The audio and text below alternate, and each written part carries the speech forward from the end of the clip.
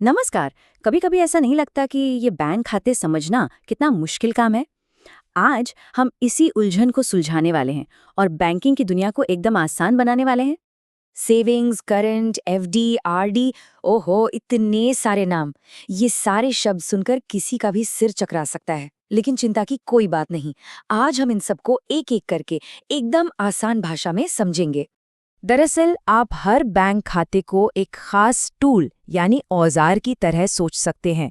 कुछ पैसे बचाने के लिए बने हैं, कुछ रोज के बिजनेस के लिए और कुछ आपके पैसे को और बढ़ाने के लिए। तो आज हम यही सीखेंगे कि किस औजार का इस्तेमाल कब और कैसे करना है। तो अपनी बात की शुरुआत करते हैं उन बैंकों से जिनका एक बहुत बड़ा मकसद है, और वो है बैंकिंग को हर किसी तक पहुंचाना, खासकर उन लोगों तक जो अब तक इससे दूर रहे हैं। यहाँ दो अलग अलग तरह के बैंक्स हैं जो एक बहुत बड़ी समस्या को सुलझा रहे हैं, वित्तीय समावेशन। एक तरफ है पेमेंट बैंक्स जो डिजिटल लेन देन को बढ़ावा दे रहे हैं, और दूसरी तरफ है आरआरबीज यानी क्षेत्रीय ग्रामीण बैंक जो हमारे गांव को लोन देकर और मजबूत बना रहे हैं। तो पेमेंट बैंक आखिर अलग कैसे हैं? देखिए, सबसे बड़ा फर्क और सबसे ज़रूरी नियम ये है कि ये आपको लोन या क्रेडिट कार्ड नहीं दे सकते। इनका मेन फोकस होता है पेमेंट को आसान बनाना और लोगों में छोटी छोटी बचत की आदत डालना। अच्छा, अब आते हैं उन खातों पर जिन्हें हम और आप अपनी रोजमर्रा की जिंदगी में लगभग हर दिन इस्तेमाल करते हैं। इन रोज के खातों का जो मूल सिद्धांत है वो बहुत सीधा है। हमारा पैसा हमारी मर्जी पर, मतलब जब भी हमें जरूरत हो हम उसे निकाल सकते हैं, बिना किसी से पूछे, बिना किसी रोक टोक के। तो बचत खाता और चालू खाते में क्या फर्क है? देखिए, सेविंग्स अकाउंट हम जैसे लोगों के लिए है जो अपनी कमाई से कुछ पैसा बचाना चाहते हैं और उस पे थोड़ा ब्याज भी कमाना चाहते हैं। वहीं करंट अकाउंट खास तौर पर बिजनेस के लिए होता है, जहां दिन में 50 बार पैसे का लेन देन होता है, बिना किसी लिमिट के। अच्छा, रोजमर्रा के खर्चों से हटकर अब जरा ये देखते हैं कि पैसे को बढ़ाया कैसे जाए। अब हम उन खातों की बात करेंगे जो खास तौर पर लंबी अवधि में दौलत बनाने के लिए ही बनाए गए हैं। ये डिमांड डिपॉजिट का आप कह सकते हैं बिल्कुल उल्टा है। यहाँ आप ज्यादा ब्याज कमाने के बदले में अपने पैसे को कुछ समय के लिए लॉक कर देते हैं। सीधी सी बात है, सब्र का फल मीठा होता है ना। एफडी तब काम आती है जब हमारे पास एक मुश्त यानी एक बड़ी रकम हो जिसे हम कुछ समय के लिए निवेश कर सकते हैं। और आरडी, अरे वो तो बिल्कुल हमारी बचपन वाली गुल्लक जैसी है। हर महीने थोड़ा थोड़ा पैसा जमा करते जाओ और बचत की एक अच्छी आदत बनाओ। तो भाई, ब्याज दरों का खेल कैसे चलता है? देखिए, नियम बड़ा सीधा सा है। आप जितने लंबे समय के लिए अपना पैसा लॉक करते हैं, बैंक आपको उतना ही ज्यादा ब्याज देता है। इसीलिए एफडी पर रिटर्न आमतौर पर सबसे ज्यादा होता है।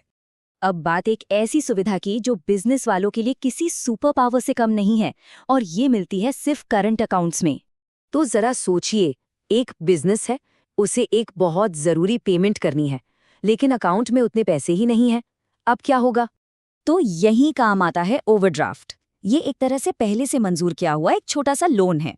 ये बिजनेस को मुश्किल समय में, जब कैश की कमी हो, अपना काम बिना रुकावट जारी रखने में मदद करता है, एक फाइनेंशियल सेफ्टी नेट की तरह। तो समझने वाली बात यह है कि ये एक टेम्पररी सोल्यूशन है। बिजनेस जरूरत के समय इस लिमिट का इस्तेमाल करता है, अपना काम निकालता है, और जैसे ही उसके पास पैसा आता है वो इस रकम को ब्याज के साथ वापस चुका देता है। ये कैश फ्लो को संभालने का एक बहुत ही शानदार तरीका है। तो चलिए अब हम लोकल से ग्लोबल होते हैं और इंटरनेशनल बैंकिंग की थोड़ी जटिल सी लगने वाली दुनिया को समझने की कोशिश करते हैं। इंटरनेशनल बैंकिंग सुनने में थोड़ी मुश्किल लग सकती है ना? लेकिन बस ये एक लाइन याद रख लीजिए, सब कुछ साफ हो जाएगा। ये एक तरह का मंत्र है। नॉस्ट्रो का मतलब होता है हमारा, यानी किसी भारतीय बैंक का खाता जो किसी दूसरे देश के बैंक में है। बिल्कुल वैसा ही जैसा हमारे मंत्र का पहला हिस्सा था, हमारा पैसा आपके पास। और वास्ट्रो, नॉस्ट्रो का ही दूसरा पहलू है। इसका मतलब है आपका, और ये हमारे मंत्र का दूसरा हिस्सा है, आपका पैसा हमारे पास। चलिए इसको एक उदाहरण से समझते हैं। मान लीजिए हमारे स्टेट बैंक ऑफ इंडिया का न्यूयॉर्क के किसी बैंक में एक खाता है, तो एसबीआई के लिए ये एक नॉस्ट्रो खाता हुआ। लेकिन मजे की बात यह है कि उसी खाते को न्यूयॉर्क वाला बैंक एक वॉस्ट्रो खाते की तरह देखेगा। तो देखा, ये एक ही सिक्के के दो पहलू हैं। अकाउंट एक ही है, बस देखने का नजरिया अलग अलग है और इसीलिए नाम भी अलग हैं, नॉस्ट्रो और वॉस्ट्रो। तो चलिए एक बार फटाफट देख लेते हैं कि हमने क्या क्या समझा। हर खाते का एक खास काम है, चाहे वो हमारी व्यक्तिगत बचत हो, रोज का बिजनेस हो, पैसों को बढ़ाना हो या फिर पूरी दुनिया में पैसों का लेन देन करना हो। और बस इसी सवाल के साथ हम आज की ये बातचीत खत्म करते हैं।